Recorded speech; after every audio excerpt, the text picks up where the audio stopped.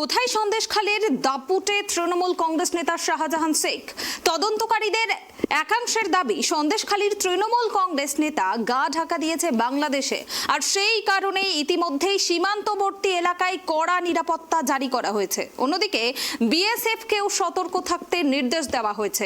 ED Trinamool Congress নেতা শাহজাহান শেখের বিরুদ্ধে ইতিমধ্যেই লুকআউট নোটিশ জারি করেছে। রেশন কেলেঙ্কারির সঙ্গে যুক্ত বলেও দাবি করেছে ইডি। অন্যদিকে আইবি ও বিএসএফ এর সাহায্য চেয়েছে ইডির আধিকারিকরা। কোথায় সন্দেশখালীর দাপুটে তৃণমূল কংগ্রেসের নেতা শাহজাহান শেখ? সীমান্তবর্তী এলাকায় কড়া নিরাপত্তা জারি। সব বিমানবন্দর কর্তৃপক্ষ ও সীমান্তরক্ষী বাহিনীকে বার্তা ইডির। বেপাত্তা তৃণমূল নেতা শাহজাহান শেখের বিরুদ্ধে লুকআউট নোটিশ জারি। এবার বেপাত্তা তৃণমূল নেতা শাহজাহান শেখের বিরুদ্ধে লুকআউট নোটিশ জারি করল ইডি। সব বিমানবন্দর কর্তৃপক্ষ ও সীমান্তরক্ষী বাহিনীকেও ইতিমধ্যেই বার্তা পাঠিয়ে দিয়েছে কেন্দ্রীয় তদন্তকারী সংস্থা। সূত্রের খবর, হিঙ্গলগঞ্জ ও সন্দেশখালী এলাকায় বিএসএফ এর জওয়ানদেরও বিশেষ সতর্ক থাকতে বলা হয়েছে। শুক্রবার ইডির ওপর হামলার ঘটনার পর থেকেই খোঁজ মিলছে না সন্দেশখালী তৃণমূল নেতা শাহজাহান শেখের। প্রায় 1.5 দিন অতিক্রান্ত, এখনও কোনো পাত্তা পাওয়া যাচ্ছে না শাহজাহানের। এবার বেপাত্তা তৃণমূল নেতা শাহজাহান শেখের বিরুদ্ধে লুকআউট নোটিশ জারি করল ইডি। সব বিমানবন্দর কর্তৃপক্ষ ও সীমান্তরক্ষী বাহিনীকেও ইতিমধ্যেই বার্তা পাঠিয়ে দিয়েছে কেন্দ্রীয় তদন্তকারী সংস্থা। সূত্রের খবর, হিঙ্গলগঞ্জ ও সন্দেশখালী এলাকায় বিএসএফ এর জওয়ানদের বিশেষ সতর্ক থাকতে বলা হয়েছে।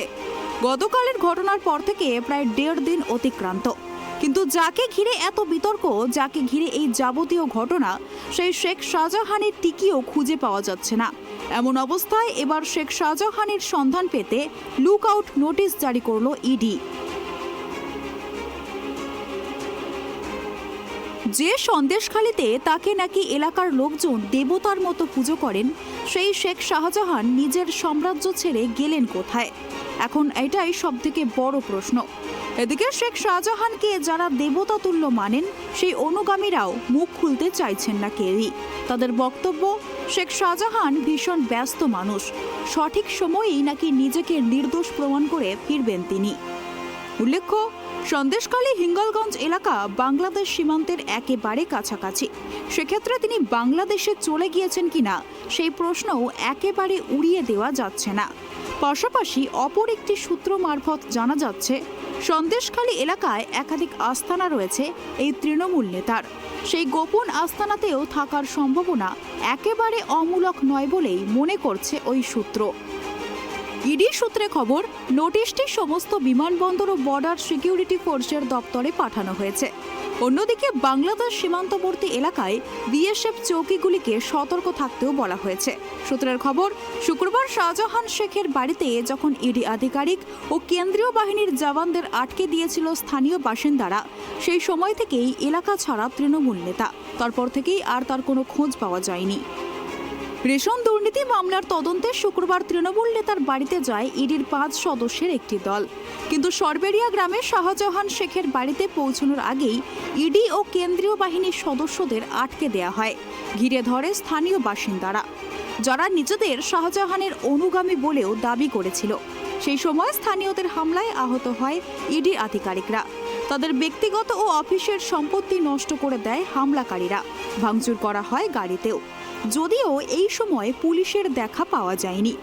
ইডি এই হামলার ঘটনায় একটি বিবৃতিও জারি করেছিল। কেন্দ্রীয় সংস্থা বলছে, রেশন দুর্নীতির সঙ্গে জড়িত তৃণমূল কংগ্রেস নেতা শাহজাহান শেখের 3টি সম্পত্তিতে তল্লাশি করা হয়েছিল। সেই সময়ই জনতা তাদের ওপর হামলা চালায়। বিবৃতিতে বলা হয়েছে, হামলাকারী জনতা তাদের ফোন, ল্যাপটপ, নগদ টাকা ও মানিব্যাগ ছিনিয়ে নিয়েছে। কেন্দ্রীয় এজেন্সির গাড়িতেও ভাঙচুর করা হয়েছে। আরও জানানো হয়, এলাকার 800 থেকে 1000 জন তাদের খুন করার উদ্দেশ্যে জড়ো হয়েছিল। এ ঘটনায় এফআইআর দায়ের করা হবে বলেও দাবি করেছে ED. Bureau report, tribe TV.